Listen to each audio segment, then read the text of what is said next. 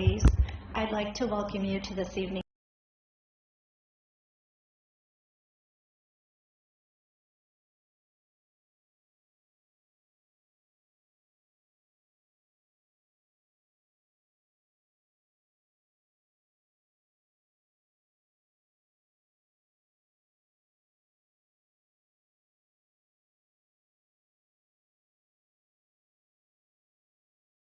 Towards our 50th anniversary that you love and introducing you to new ones. Thank you for your support.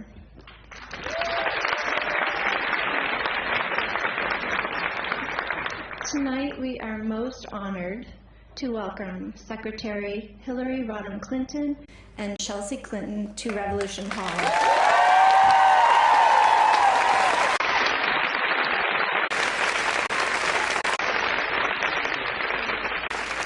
Hillary Rodham Clinton is the first woman in U.S. history to become a presidential nominee of a major political party.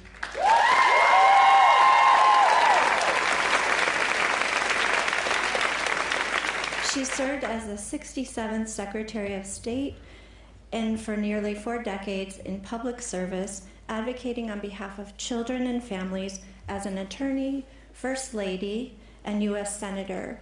She is a wife, a mother, and a grandmother.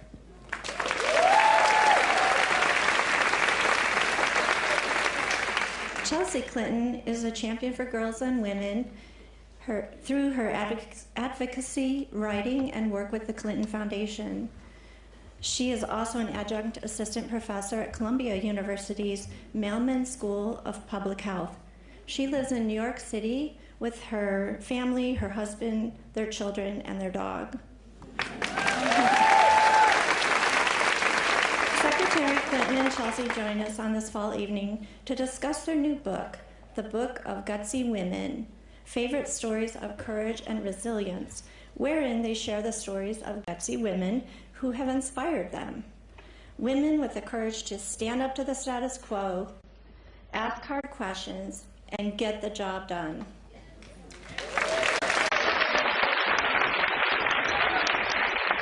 The Clintons are joined in conversation tonight by Portland author Cheryl Strayed. Strayed is the author of the best-selling memoir Wild, as well as The Tiny Beautiful Things and Brave Enough and the novel Torch.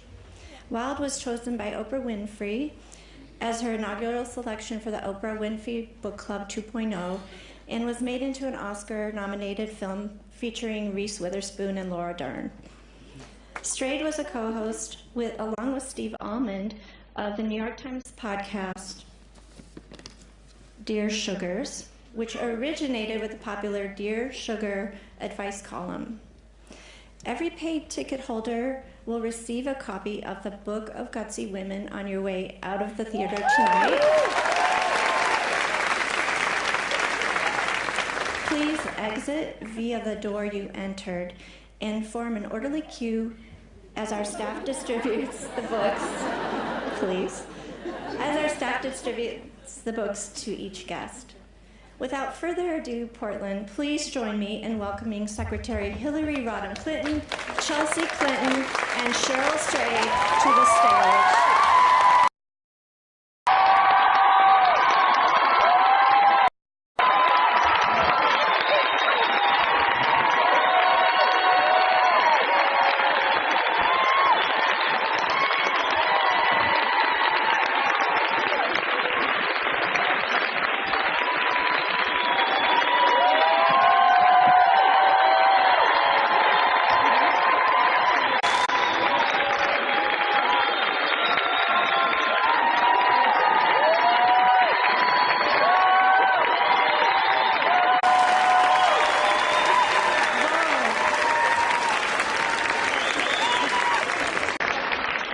Portland is a little excited to see y'all.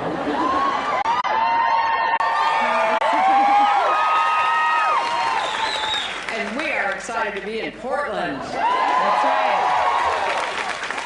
Because you know Portland is the best city, right? seriously, what an honor it is to share the stage again with you, Secretary Clinton.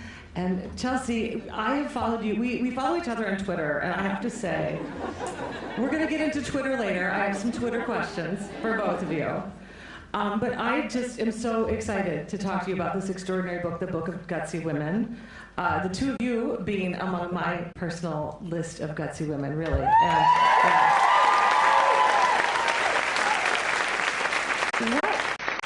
what an extraordinary, you're all going to get the book as you leave.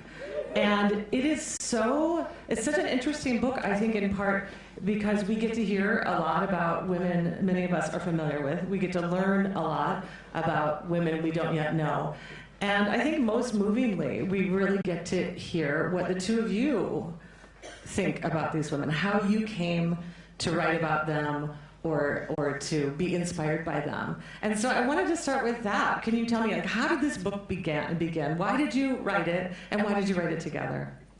Well, first of all, I'm thrilled, Cheryl, to be with you again. And it is, I think, goes without saying that you have demonstrated how gutsy you are over and over again. And your book, Wild, I think is a handbook for women trying to be gutsy and follow your example. And I want to thank Powell Books, particularly Jeremy Garber, who has helped to put all of this on.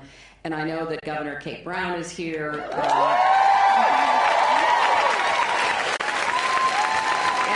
know,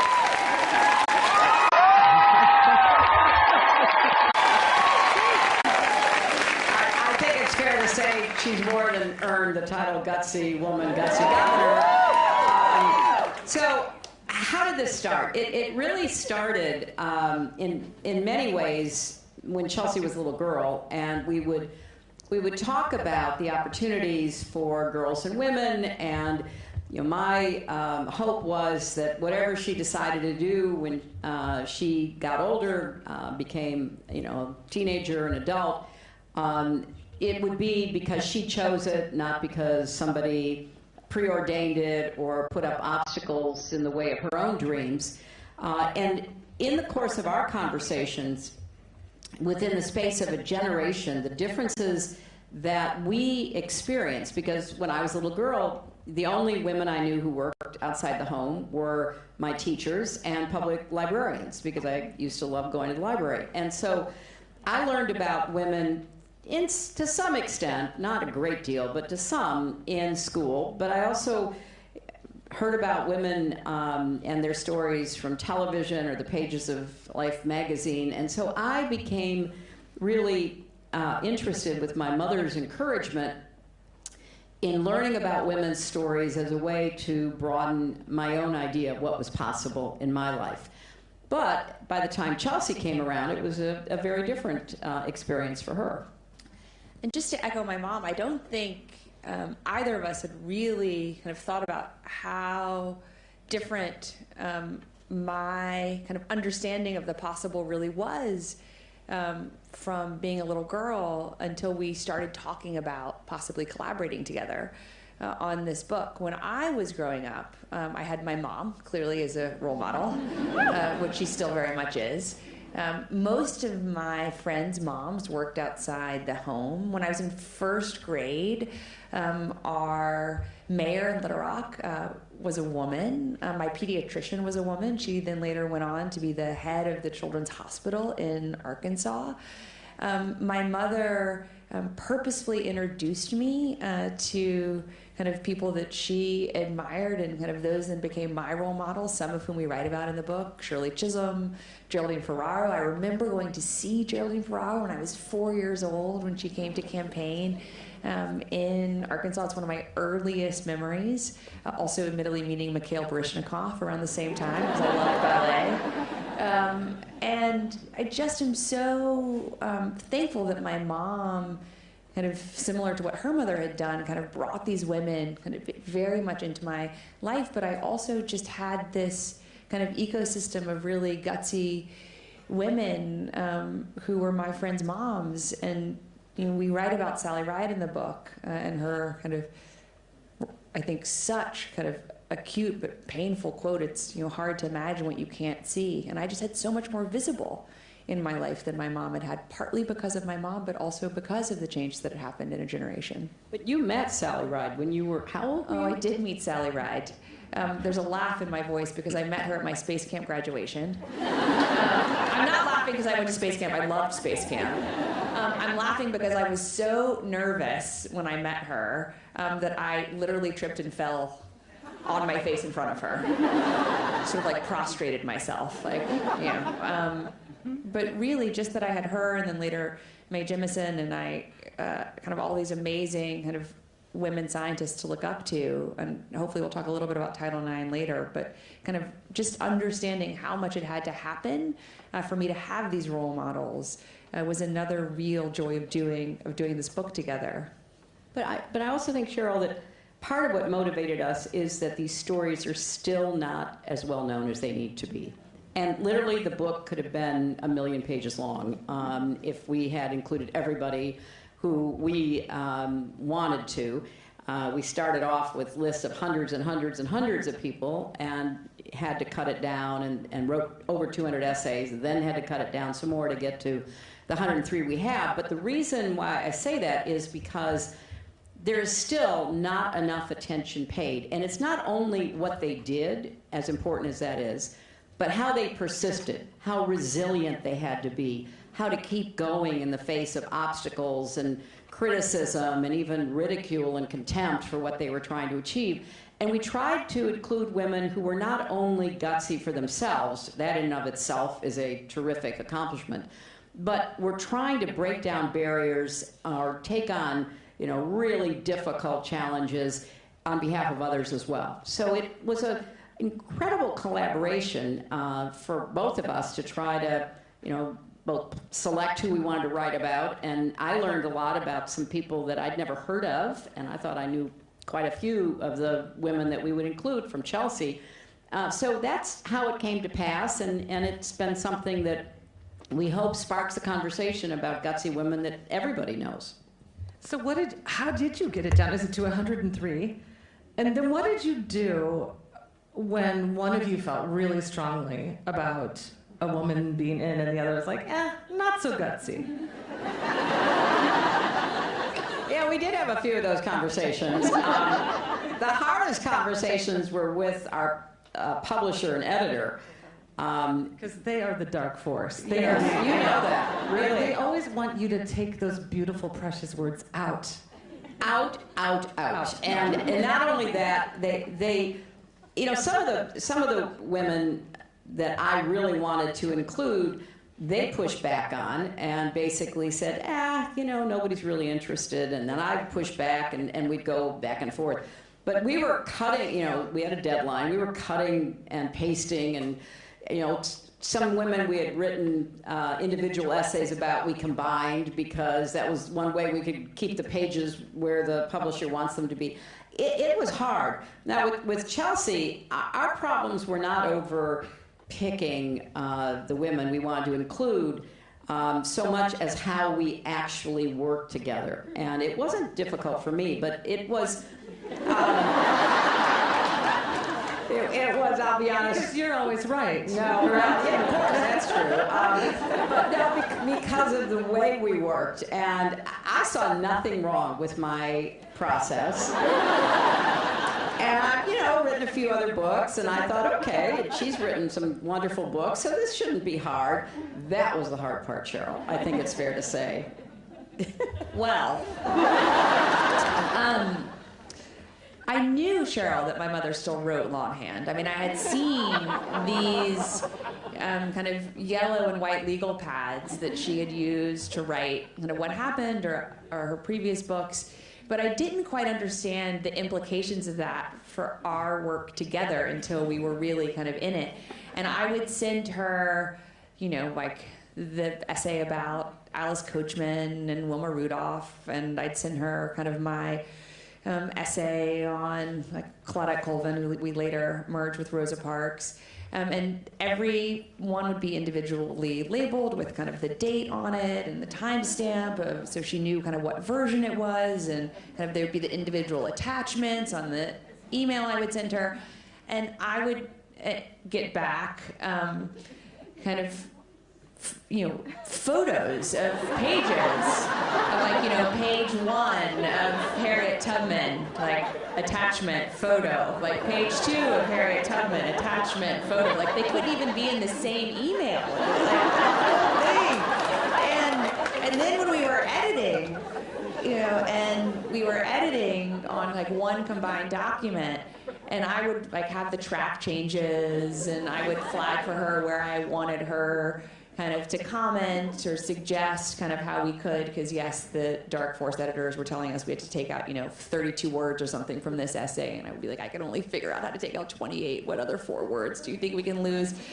And then I would get back, she would have printed it out and like written her responses, or like, like the strike through of the word she thought could go, photo, like, email 1, like photo, like, email 2.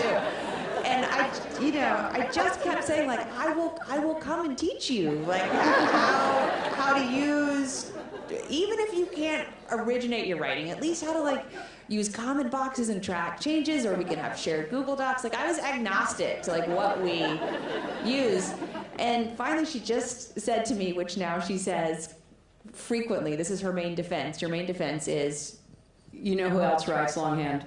Barack Obama.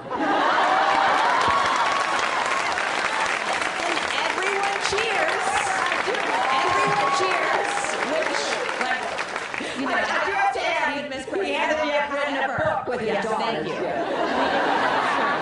And probably never will because of that. So speaking of writing longhand, when I was coming today to preparing for this, I was searching my house for some index cards upon which I would write some questions. And I couldn't find any, so I opened my bedside drawer and I pulled out this little notebook that somebody gave me. It says, Nasty Feminist. And there's a drawing, and I think it's a drawing of you. Is it? That looks like Hillary Clinton to me. So I wrote the questions to Hillary Clinton in Hillary Clinton's notebook. I'll give you this if you want to write more longhand books afterwards. So the book is so diverse in every way, right? Different women who lived through different times. We've got teenagers who are living now in the book. We've got people who lived in the 17th century. We've got women from all walks of life. What I'm curious about, and in all professions, right? I love the way that you organize the book. We have the storytellers, we have the healers, we have the elected officials, we have so many different categories, activists, of women. And I think, though, that there must be some threads, some character traits that run through all of these women. Can you talk to us about, how is it, what does it take to be gutsy? I think that's exactly right, Cheryl. Part of what we wanted to do was, number one, tell these stories, but equally importantly to us, draw some threads and make the case that these women were not perfect.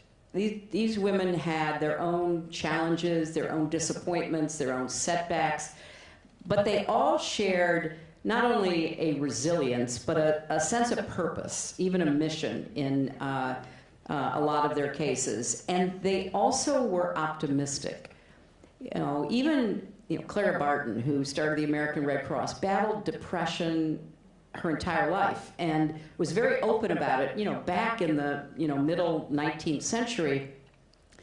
And you look at how these women came to their purpose, or why we believe they were so gutsy. Some knew what they wanted to do from the very beginning. Billie Jean King interviewed us at our opening event in New York City, and she said from the time she was 11, she knew she wanted to be a tennis player. And she was good at it, and she never quit, and she just kept getting better at it. But then she also faced obstacles to her continuing success as a tennis champion, because she came out and she lost her endorsements, and she felt very lonely for quite some time, and she never got equal pay. So you think of somebody who from the time she was a little girl wanted to do that, whereas Sally Ride wanted to be a professional tennis player. And she never thought she was good enough, and said, she didn't have a good enough forehand. So she went into science and becomes the first American woman astronaut in space. So very different early stories. And then some women are struck by tragedy or some kind of conflict that they just can't walk away from. You know, like Malala, who is shot in the head by the Taliban, left for dead because she was a young girl, 13, 14 years old, when she was speaking out against the Taliban, preventing her from getting an education.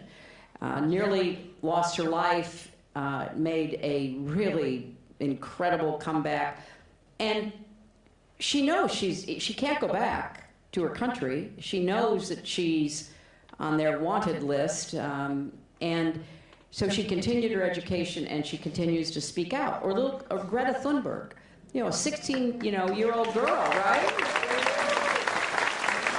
Who gets so disgusted by people in power who won't do what we know needs to be done to save our planet from the effects of climate change. And so she goes by herself to have a climate strike. So she herself, people thought, well, what difference would it make this, little Swedish schoolgirl, autistic, sitting by herself at the Swedish Parliament building protesting the lack of action on climate change. And she stayed with it. And she stayed with it despite being, viciously criticized and ridiculed, her appearance, her speaking, all the rest of it, because she believed with all her heart that she was trying to stand up for science. So it's fascinating to see how each of these women came to their choice to stand up and be gutsy. And I hope that everybody who reads this book sees something that they can learn from and take, into their own lives and their own work. And, I would just add, Cheryl, thank you for what you said about the categories. We did want to have some kind of structure in the book and around the essays. And yet, so many of the women could fit into multiple categories. Listening to my mom kind of talk about Greta and her just indefatigable defense of science and advocacy for kind of urgent action based on what we're hearing from the scientists also kind of made me think about our essay on vaccinators, because we know that kind of the science of vaccines is constantly under assault. And we have millions of kind of under-vaccinated and unvaccinated children in our country, and many millions more around the world. And yet, so much of kind of our ability to even sit in this common space in flu season is because of vaccinations. And so many of the people doing the important work thank you for the person who shouted out vaccinations twice. Doing the important work of helping to kind of educate parents in particular, but really everyone about the science around kind of vaccinations and why it's so important that we vaccinate ourselves, kind of for ourselves, but also for those who can't be vaccinated yet, like my 2.5-month-old son, who hopefully is sleeping backstage, are often women, pediatricians, nurses, community health workers, kind of public health workers, and we put them in the healers, but they also could be in kind of the activists and advocates category. And so we hope that kind of these stories of gutsiness make sense in their own categories, but also are really transcendent of them. So I want to ask you both about qualities that I've seen in you that I really think of as core to being gutsy. So many of the women that we've mentioned on this stage have, great accomplishments, right? We know that they did great things in the public sphere. But I think one of the most powerful ways that we're courageous is in the ways we conduct ourselves, right? The way we live. Chelsea, over and over on Twitter, here we go with the Twitter part. What I see, do any of you follow Chelsea, and do you know what I'm going to say? So sometimes people say unkind things to Chelsea Clinton. And sometimes they say vicious, horrible, ugly things. And what I see you doing over and over again is acknowledging those things, not just ignoring them, acknowledging them and answering them with your kindness, your humor, your generosity, and always your good wishes. I think even to the people who have said horrible things about you or your family. And I'm curious about the role that kindness is courage plays in your own life. And if you could tell us about one or a couple of the women in your book where you see that reflected in the work, the important work they've done in the world. Well, thank you, Cheryl. I think in some ways, my life prepared me for kind of the social media reality that we live in today. And by that I mean everything that people say to me on Twitter, they've said to me in real life, often well predating Twitter. So when my dad ran for president, I was 11 and then 12, and every kind of one from Rush Limbaugh to Saturday Night Live made fun of my appearance. I was this like awkward, 7th and then 8th grader. I had like really frizzy hair. I had braces. I kind of sometimes wore these big glasses. We all did, Chelsea. Yeah. And I wasn't obsessed with my appearance. I was far more focused on was I going to be able to, I don't know, win a prize in the science fair or complete a double pirouette in ballet class. I was focused on other things, but kind of these adults were focused on my appearance. And so, Rush Limbaugh and Saturday Night Live and plenty of others, but I picked those two because they're ostensibly on opposite ends of the political spectrum, would say things like, the Clintons have a cat socks. If Bill Clinton wins, they'll also be bringing their dog Chelsea to the White House. And in some ways, I'm really grateful that it was so vile, because I could just think, that's crazy. Why are they picking on a kid? I actually think about this a lot with the horrific things that are said about Greta Thunberg or all of our courageous gun violence prevention kind of young activists, including here in Oregon. Why are these adults so nasty and vicious? And I think sometimes the answer is because they're clearly threatened, and sometimes the answer is they're insecure, and probably oftentimes the answer is both. And so I share that because kind of when I decided to kind of confront with radical kindness, even just a teeny tiny small fraction of the kind of vitriol on Twitter, I did it because I wanted to try to diffuse it and show that we can engage kind of from a forceful place of kindness while kind of calling out science denialism or homophobia or general meanness or anything else that kind of is in the ether any day. But also because when I was a kid, I didn't have any models really for how to deal with what was happening, because the things that would get said by Rush Limbaugh would then get repeated to me in the hallways at school. And thankfully I had really good friends, and thankfully I kind of again was that's not about me, that's about you. Why are you bothering me as I'm getting my biology textbook out of my locker?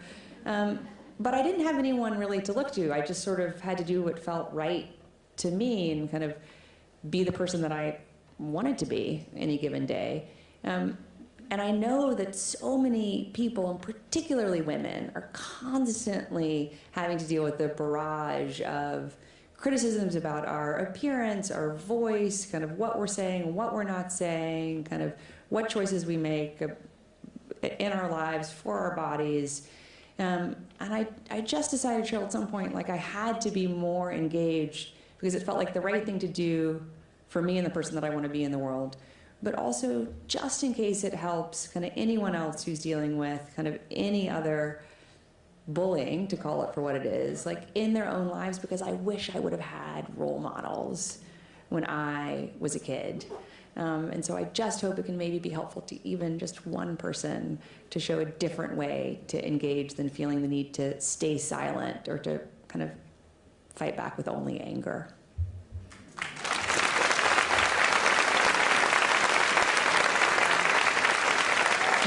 Well, so many of us I mean, I'm always rooting for you, and I do think that I think that you have an impact. Whenever we choose kindness, when we could choose anger instead, I think we win. So thank you. Hillary, a few minutes ago when you were describing the traits you found common among the women in your book, I thought, well, you just described yourself. A woman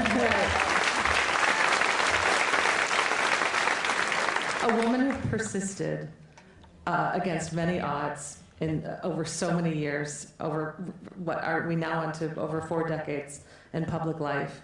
And you've been up and down, and you've done so many things, and you've blazed so many trails. And I'm curious about if you could share with us some stories from your life about things that you feel you've been the gutsiest about, things that have taken the most courage for you to do. Well, I don't claim any, special position on this, because I think I have so many friends, so many people that I've known who've dealt with, really difficult, sometimes tragic experiences.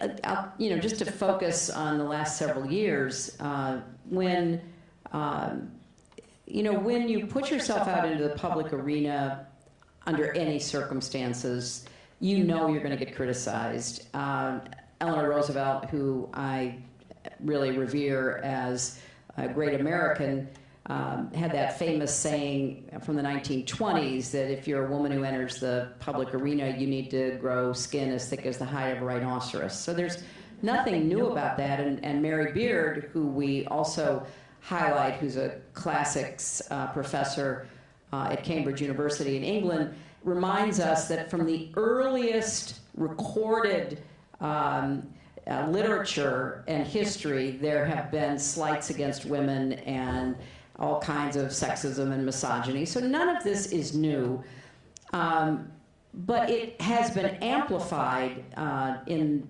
not only social media, but also I think the sense that people have that they can say or do anything these days. Some of it is, it's not just because of who the president is right now. There was a growing backlash against, advances made in women's lives and in the roles that women were assuming. So we just have seen a lot of the put-downs and the pushbacks. So I think anytime you are in a public position, that's going to happen. And if you decide to run for office, you will also encounter that. And you have to develop not only thick skin, but an understanding of what's worth listening to, because I've always thought, you could take criticism seriously, but not personally. And by that I mean, nobody's perfect. And I've learned from my critics, if I believe that they are serious critics offering serious critiques, but I try to reject those who are just mean-spirited, who are trying to drag you down personally, undermine you, and that comes off, I'm sure, as being either indifferent or unwilling to give into it, but it's one of the ways you stay sane when you're in the public arena. You try not to let others get inside your head. Although, I do live rent-free in Trump's head. Have for a long time. So I guess, running for president was a gutsy decision in 2008 and then in 2016. In 2016, there were more American women in space than there were running for president. So there were 2, just like the 2 that are up there now doing the spacewalk. And I have to confess, I was surprised by the level of sexism. And a lot of it, people literally could have passed a lie detector test. Do you think what you just said was sexist? No, of course not, because it's so deeply embedded in the categorizations that we use when we think about women in public spaces. And so people are often not even aware of their implicit bias. That's true for race and ethnicity and lots of other things as well. So when I wrote my book about the election, What Happened, I had a whole chapter about women in politics. And I said at that time that it's, you know, there are some people who say, well, you know, that's an exception. You know, I really love women in politics, and of course I'd vote for a woman for president, just not that woman. And then you just begin to see that so many of the attitudes that were expressed toward me are being expressed, you know, toward women running for all kinds of offices. So there's a learning process here, and I hope that we're more willing to stand up against it, to speak out against it, to call people out about it. That's true in the media as well, because they have their own categories and their own implicit biases. So I guess it takes guts to do it and to keep going, but it should be a lesson that it shouldn't be this hard for women to be in the public arena. And that's what I hope we can learn from the book and elsewhere.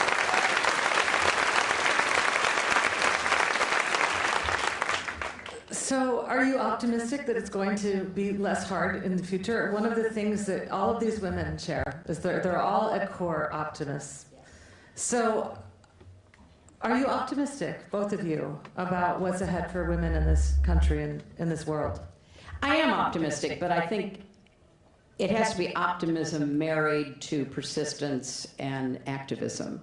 That you cannot take any of the gains that have been made for granted. I mean, you know, look at the you know, our world champion soccer team, and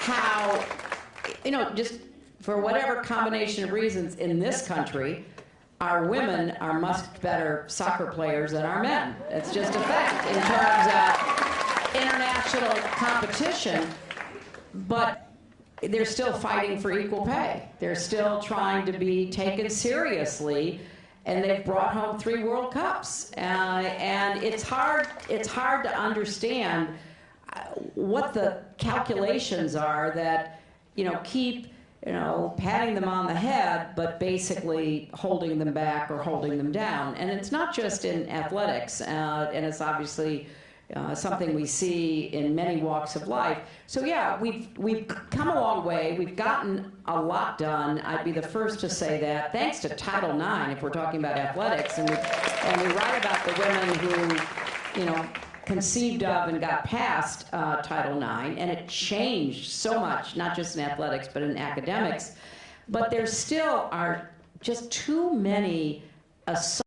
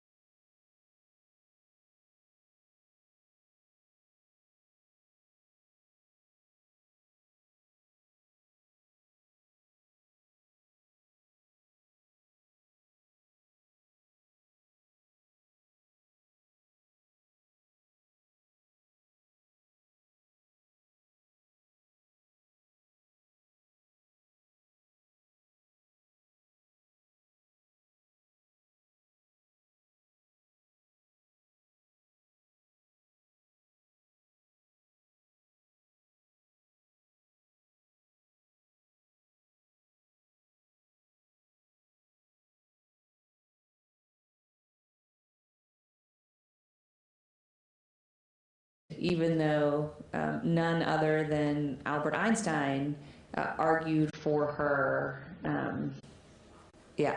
her inclusion. Sorry, Edison, not Einstein, Edison. Edison argued for her inclusion, and Princeton basically said, like, thank you, Thomas Edison, no.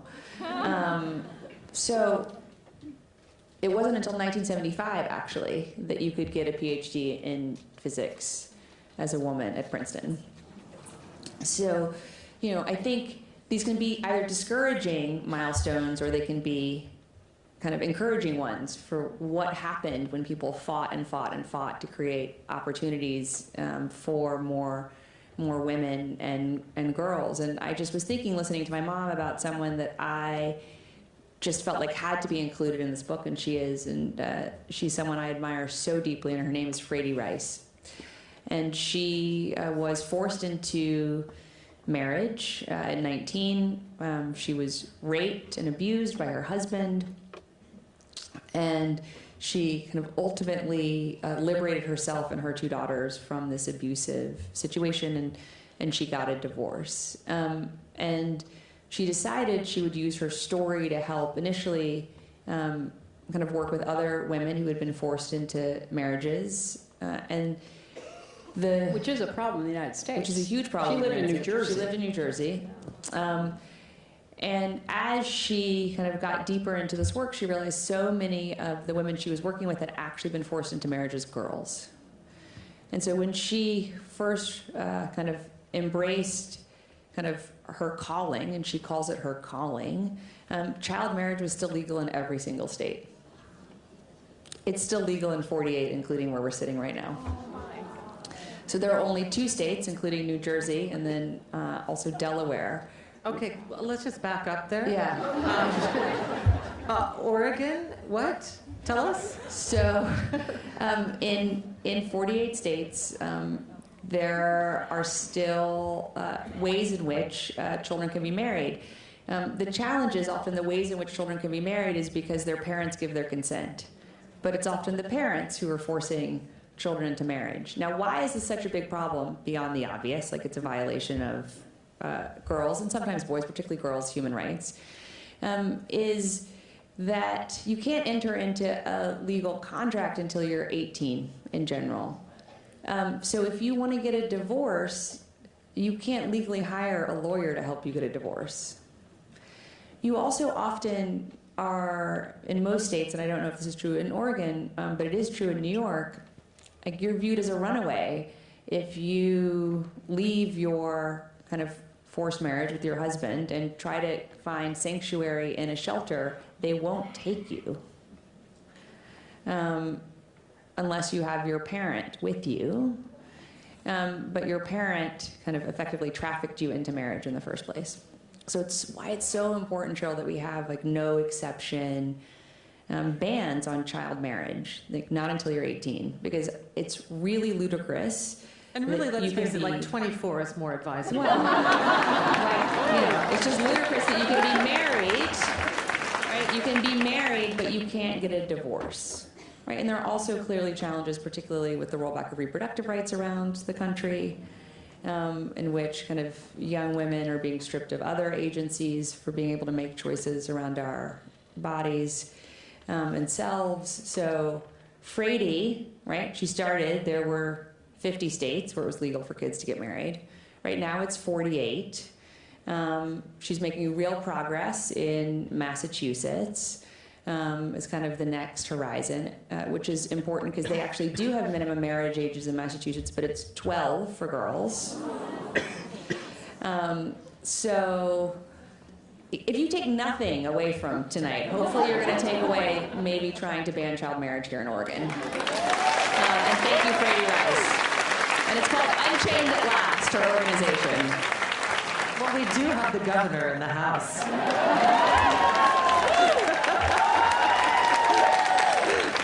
Okay, it's on you, Kate. Let's take care of that on Monday morning. Yeah.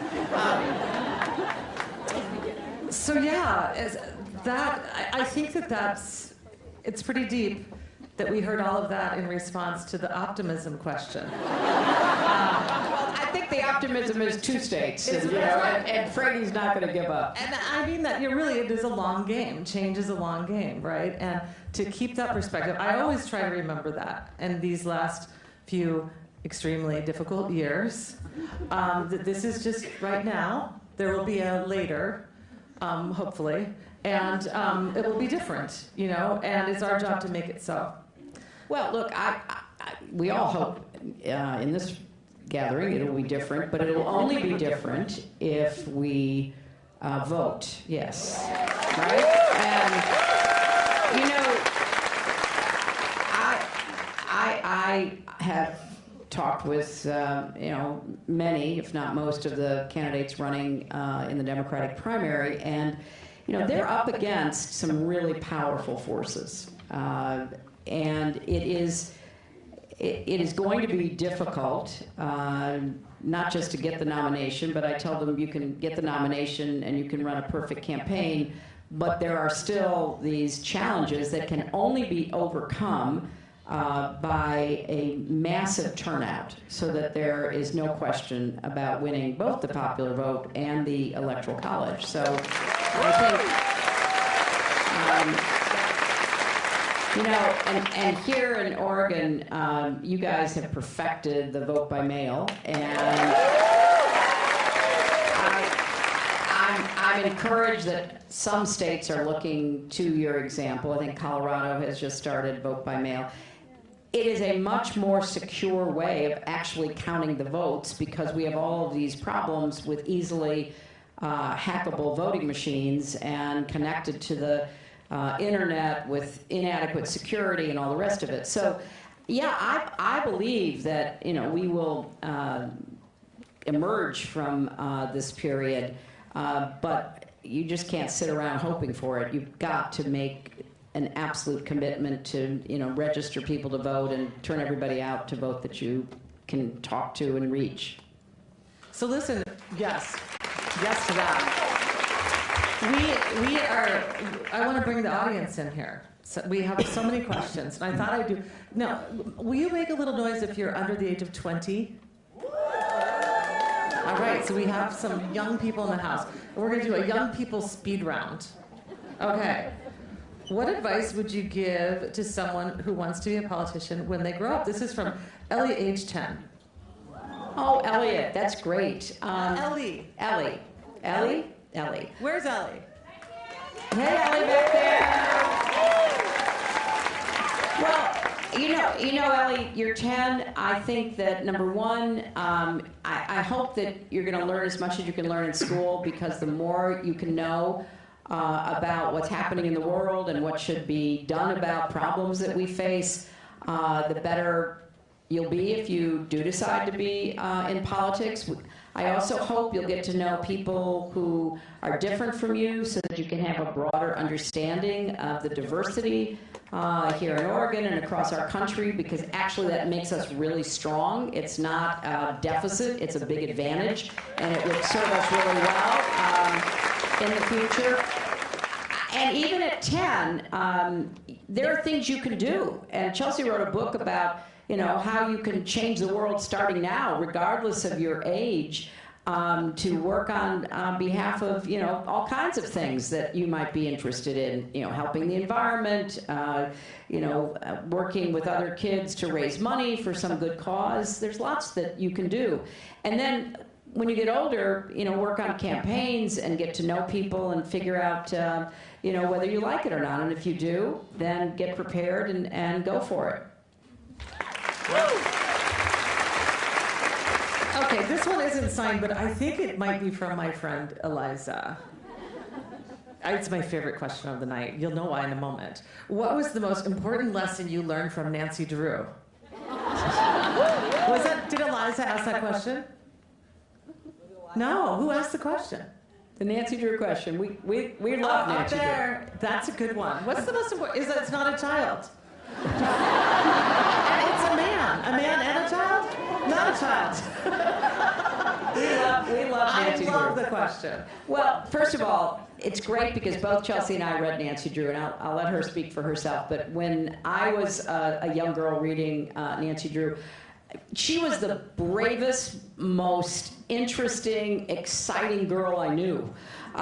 Because there she was, 16, she got her own car, she got to drive around, she got to solve mysteries. Her father let her go do all of this, you know. It was very much unlike my life. And so I loved reading about a young woman who was intrepid and fearless and, you know, brought wrongdoers to justice. I also love the fact that she wore pants, which made a big impression on me at that point. I was really lucky that my grandmother, my mom's mom, saved her Nancy Drew books. So I actually got to read, like, literally the same books that my mom had read. And while that was, like, such a gift to be connected kind of to my mom's experience reading Nancy Drew, you know, decades before, it also was great because I got to read the original Nancy Drew. And Nancy Drew got edited, effectively, in the late 1960s and 1970s. So she stopped wearing pants and started wearing dresses. And you can truly see kind of the devolution of Nancy Drew on the covers of the later novels of the same stories. So, you know, she would be standing in trousers, like, on a ladder in the version I was reading, and then kind of that same book, she would be kind of standing in a dress on a ladder. She got softened, like, around the edges. Her language became less sharp. Thankfully now we've gone back in many ways to the original version. So kind of Nancy has had kind of a devolution and then a revolution. And woo, yeah, thank you, back to the, like, OG Nancy Drew. And so I've learned not only kind of from her just, like, indomitable spirit, and I knew it was totally improbable that the 16-year-old was, like, off solving mysteries in her car, and her dad didn't really seem to be around very much, and she would write him letters from wherever she would be, and that I knew that was kind of impossible, but that she kind of had doubts only about kind of the course she was pursuing to solve the mystery, but never doubts about her ability to solve the mystery, I think was a really kind of profound lesson. And I also kind of learned the kind of derivative lesson of, like, don't let people change your original story. That's right. Yeah. Okay, last one from the kids section. This is from Olivia, age 10. Olivia, where are you? There are probably like 7 of them. Yeah, there we go. She says, what was your favorite thing about running for president, Hillary?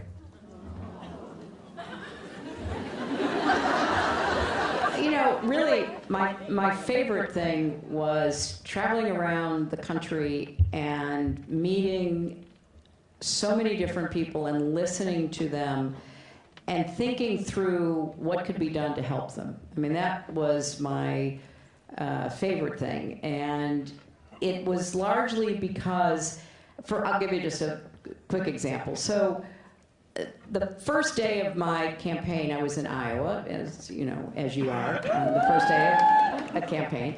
And I'd been, you know, fully briefed. I'd obviously thought about all the issues that were on people's minds, like income inequality and inadequate access and affordability of health care, all the things that are truly at the heart of a presidential campaign. At my very first meeting, you know, I asked questions about these things, and then I said, is there something else that I should be looking at? And this young man said, yeah, we have a terrible problem with opioid abuse. And I said, really?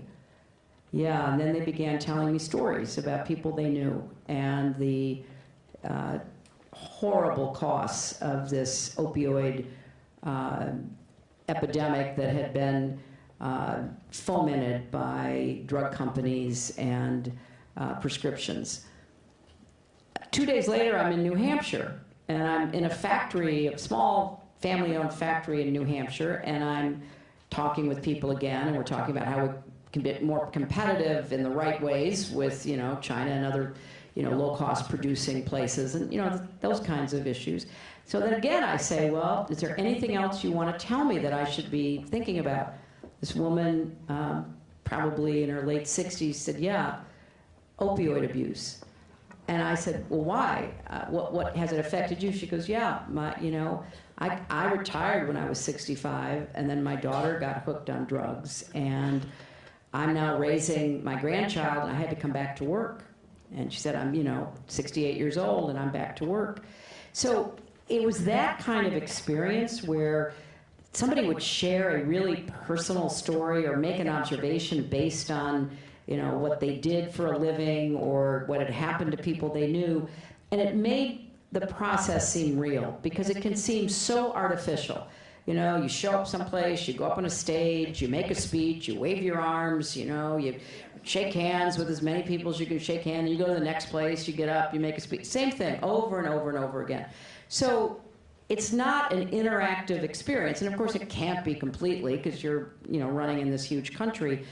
But the more that you can stay in touch with what people are actually feeling and experiencing, and not sort of revert into slogans and the same stump speech over and over again, the more real it seemed to me. So it was a balancing act, because you had to cover a lot of ground, you had to make a lot of speeches, you had to meet a lot of people, but I didn't want to lose the opportunity that I had to have this conversation. Now, that was not exciting to a lot of people. It was really exciting to me, because I felt like, okay, what am I going to do about this? How can I deal with it? And I just wish we could do more of that in our politics. I wish we could actually do more listening to each other and not just talking at and talking past each other.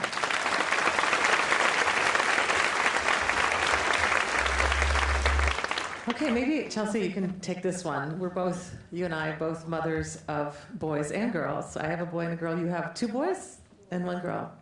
This question is, I have a 1.5-year-old son. What are your 3 best pieces of advice for raising him to be an ally and a feminist? Well, I think that you're kind of already asking those questions means you're probably on the right track. Because I do think, in my own experience with having a daughter and a son who are now engaging in the world, because our youngest, Jasper, is just 2.5 months old. So I guess he's sort of engaging in the world, but not really vocalizing, at least yet, kind of what he's perceiving or asking questions. Is I see what a profound effect kind of the stories that we share with our children and kind of what they see around them really has on them. So I guess my main piece of advice would be to just surround kind of your son with as many stories of kind of strong and powerful and gutsy women, but also of boys who are supporting those women. And, I reference a couple of kids' books in the Book of Gutsy Women, because I do think children's books are often the first place kind of where we say to kids, here's what's possible or here's what isn't. And one of our favorite books right now, and has been for quite a while, is a book called Mary Wears What She Wants. It's a great book.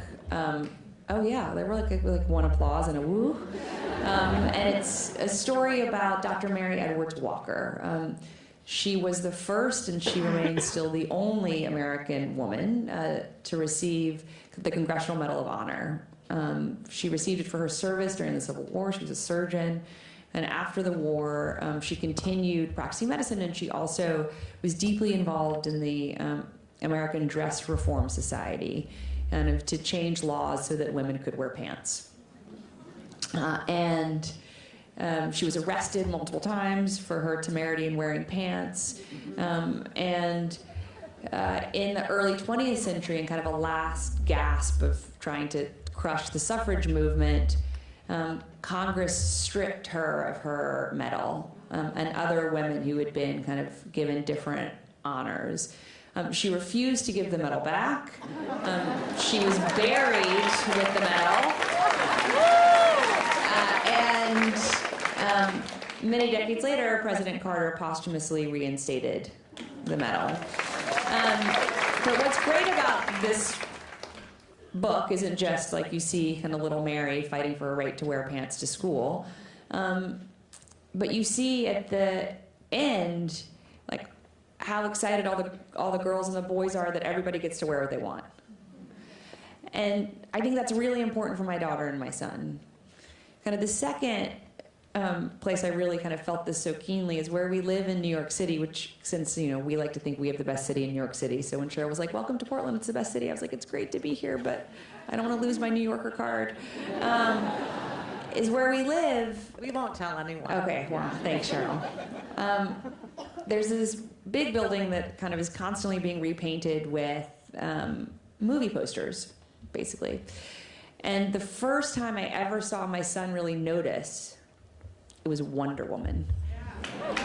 And so still, to this day, if you ask both my daughter and my son who their favorite superhero is, they both say Wonder Woman. And I think that's really, really powerful. And, he likes dressing up in the Wonder Woman outfit with the shield and the lasso of truth, like just as much as she does. And so just all these things that might individually seem small, I actually don't think individually are small, but collectively, I think, help him feel like he wants to be part of her story and he wants to help her with her story.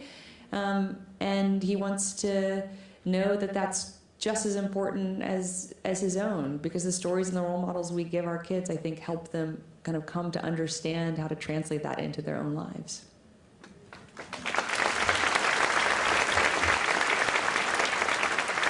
So Hillary, you probably noticed there were some shocking hijinks during the last election. What would you say to people who have lost hope in the American political process? Don't give up. Don't give up. Look, I don't think we even know the whole story of everything that happened. And it is, and again, this is something that I've told the candidates running this time. We know several things. We know a lot of voters had their votes suppressed. I believe Stacey Abrams should have been the governor of Georgia. And very, nonpartisan, independent, objective studies have shown that probably 80,000 or so Georgians were prevented from voting. They showed up and didn't have the right ID, or their voter registration was never processed, and it was just blatant what was done there. And it was also done in other states as well. Wisconsin is a great example of where tens of thousands of people were not able to vote. So we know that happened, and we have to keep fighting it. And we have to keep, putting it on the front burner. And I want to do the biggest shout out to Senator Ron Wyden for his focus on election security. Because, it wasn't just voter suppression, as bad as that was. Ron understands that our entire electronic machinery for voting is so insecure. And we really don't know what happened because we've never looked. I mean, the one place we do know that the Russians were in systems. They were in everybody's system, and nobody has really, done the forensics to figure out to what extent, but Ron has done a lot of work in this area. And we know in Florida they were in at least 4 counties. And we know that the Trump administration, through the former director of national intelligence, Dan Coates, has basically said the Russians are still in our system. And, sometimes people look at me when I say that, like, oh, when is she going to quit talking about the Russians? Well, I'm not going to stop talking about the Russians because they talk about what Cheryl said. They play the long game. Putin's goal is to undermine not only American democracy, but European democracy. And he's been at it longer in Europe, but he certainly got what he wanted and what he was working toward in our last election. Because I don't care what you think about this issue, the facts are really clear that the Russians conducted a sweeping and systematic attack on our election to help Donald Trump, and they did help him. And so we've got to take on these challenges, and unfortunately, you know, the House, under a really gutsy woman, Nancy Pelosi, has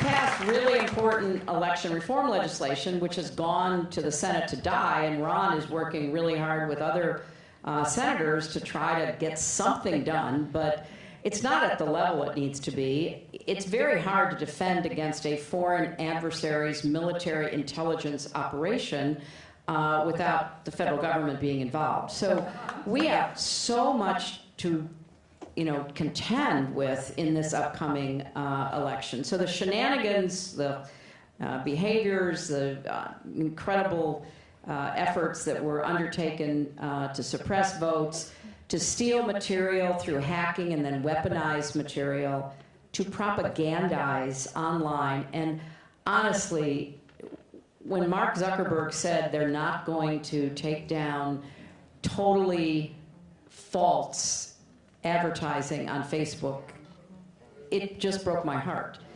because we're going to see it at an even more sophisticated level.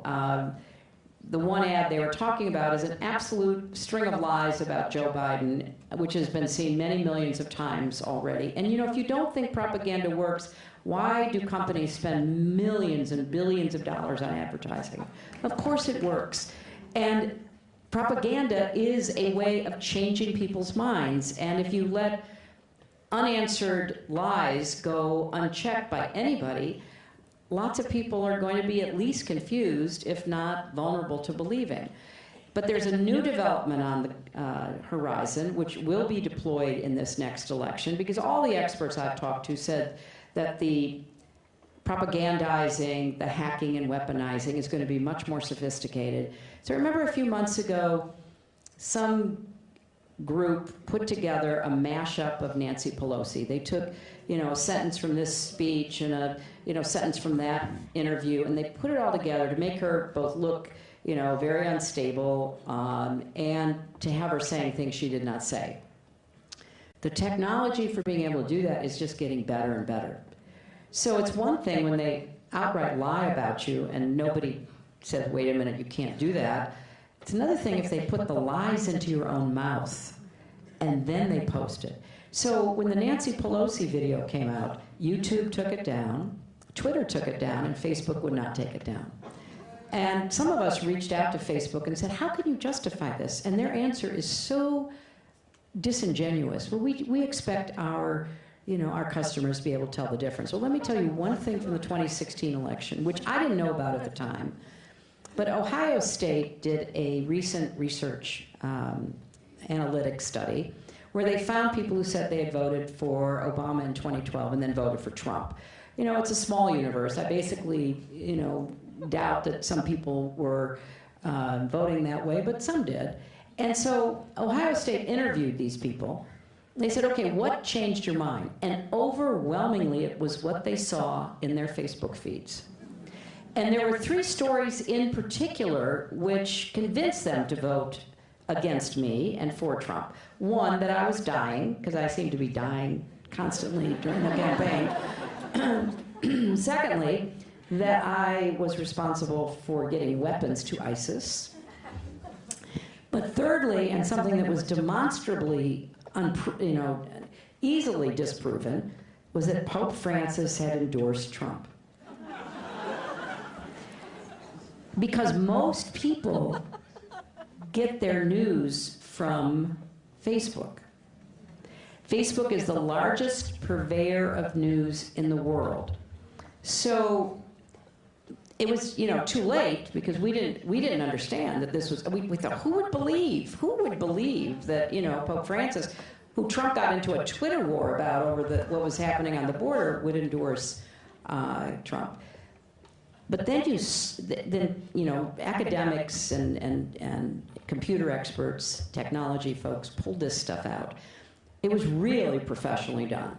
So there would be a news studio, and usually a man, most everyone I saw was a man with American English, speaking about the surprising development about Pope Francis endorsing Trump. Now those studios and those people were in Macedonia, were in Ukraine, were in St. Petersburg, Russia, but they were going 24/7 to feed this stuff. And how did they know who to feed it to? That's a good question.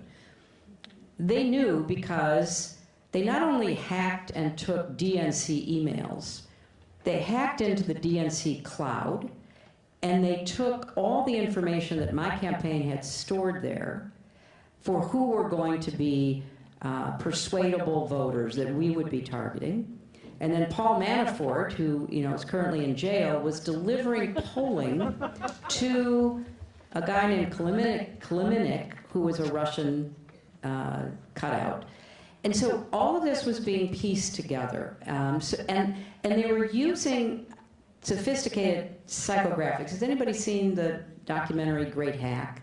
Okay. Well, they were using information that had been developed through funding by Robert Mercer, a very right-wing ideologue who clearly supported Trump and other of their allies. And so they were looking for people who were vulnerable to believing, people who were paranoid and would believe conspiracy theories, and so the like. Now, that's what they did in 2016, Cheryl. This time around, based on all the experts that I have talked with, and I've tried to understand this because I feel like I need to keep sounding the alarm, they think it's going to be even more sophisticated and with even more money behind it. So the American voter is going to have to fight his and her way through all of the false information to try to find out what actually is true. And it's going to be really difficult. And the press has got to play a bigger role in pointing out what is true and what isn't true. And so does Facebook, and so does Twitter, and so do the other platforms. So, I think the question was about optimism. And It was. I was, yeah. And you could listen to that and think like, oh my gosh. And I would just say a few things. One, I think we have to choose to be optimistic because the more cynical we are, I think the more vulnerable we are to everything my mother outlined. But two, we actually do have good data that this is an area where kind of older people do listen to younger people. Because so many of the people who were kind of persuaded were kind of parents, grandparents. And there is this sense that kids and grandkids do understand what's happening online more. And so the two areas where we've seen repeatedly young people being able to have a positive impact on kind of the older people in their lives, particularly in their families, but not only in their families, actually is around climate change. Kind of that young people really are starting to change the minds of their parents and their grandparents about kind of the urgency of our climate crisis and what needs to be done. But also on kind of this broad category of kind of information and digital literacy. Because there is this sense like, oh, like digital natives do understand more than kind of older generations do. Kind of for people who kind of really remember getting their first email or their first computer or their first mobile device. And so particularly for the young people here, I think there's a kind of special responsibility, but also opportunity to try to help inoculate the people in your lives kind of from believing that Pope Francis might re-endorse Donald Trump, for example. Well, and then another thing that young people can do is try to put controls on the television sets so that the older people in your family cannot access Fox News.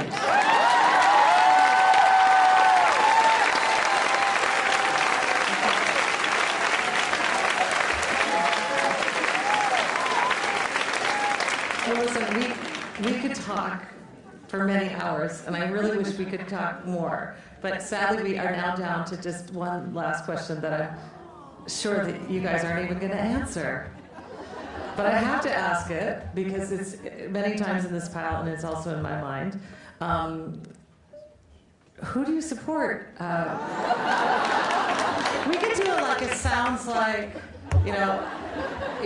I bet she's snoring, or, we could do like a, so maybe if you're not willing to say who you're supporting, I'm supporting I bet she's snoring, but maybe like talk about some of the people, the excitement. Really, one of the things I loved of watching the last debate is I just thought, okay, all of these people, or almost all of these people who were speaking, I would feel really excited to vote for them. And so can we talk about that? Yeah, no, look, all that matters is that we win. I hate to be sort of simplistic about it. We have to nominate the best.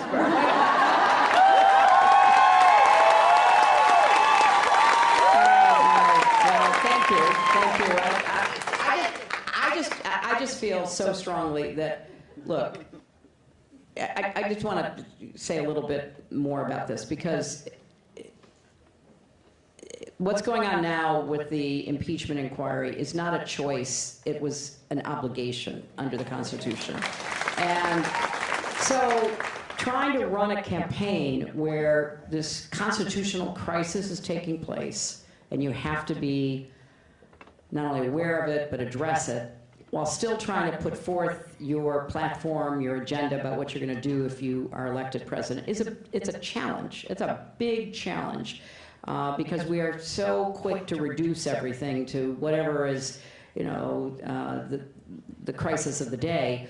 But Nancy Pelosi and the House Democrats did not have a choice after the information about what happened with the president's pressuring the Ukrainian government, and then obviously everything we've learned since. And I say that because more information is coming out, and it will suck up a lot of oxygen while our candidates are out there trying to make their case, put on their campaign events. But we had to do it. I don't know what the outcome will be.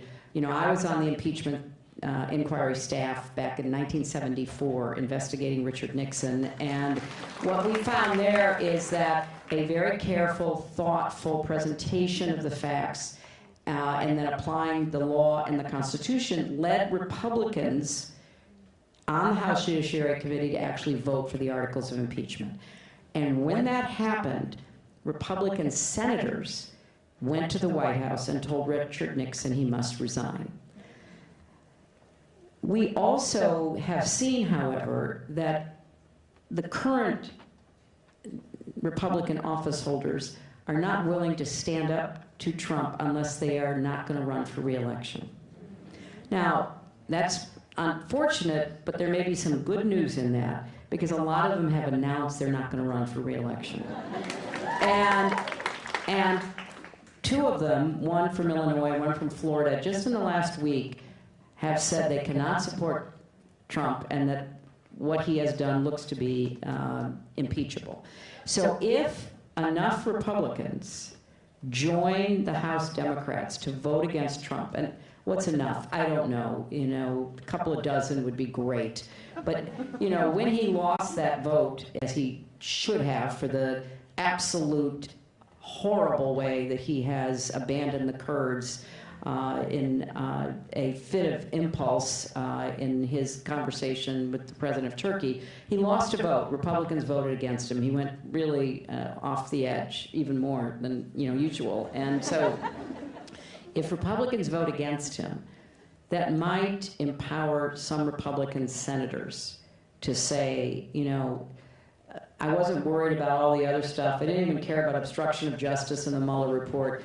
But the founders put the impeachment clause into the Constitution to guard against the very behavior that he's engaging in. What were they most worried about? They were most worried about, and read Alexander Hamilton, they were most worried about a president who would try to curry favor with foreign powers. And so part of what is happening is almost impossible to believe that in this time we are seeing that from this president. So I say all of that because it's hard to know who's going to be the best candidate to beat this president, assuming this president is still running. I mean, this is a really complicated political environment, and so we have a number of very able, very admirable candidates who are vying for the nomination. But at the end of the day, there are a lot of forecasters who are saying, look, if the economy stays in good shape and he's not impeached, or he's impeached but not convicted, it's going to be very, very hard because of all the advantages he will have on the stuff we were just talking about, like suppression and everything else. So I just want to see who can get the Electoral College, because it won't do us any good to win the popular vote again, which I think actually a number of our candidates could win the popular vote.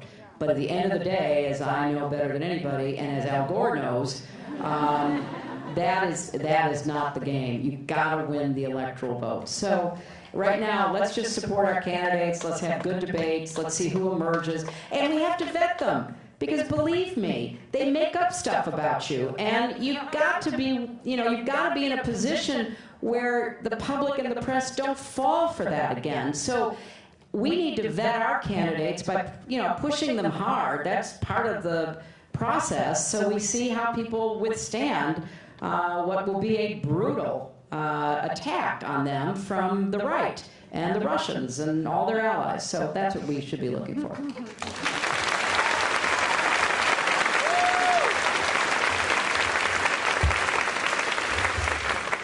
And then we get rid of the Electoral College.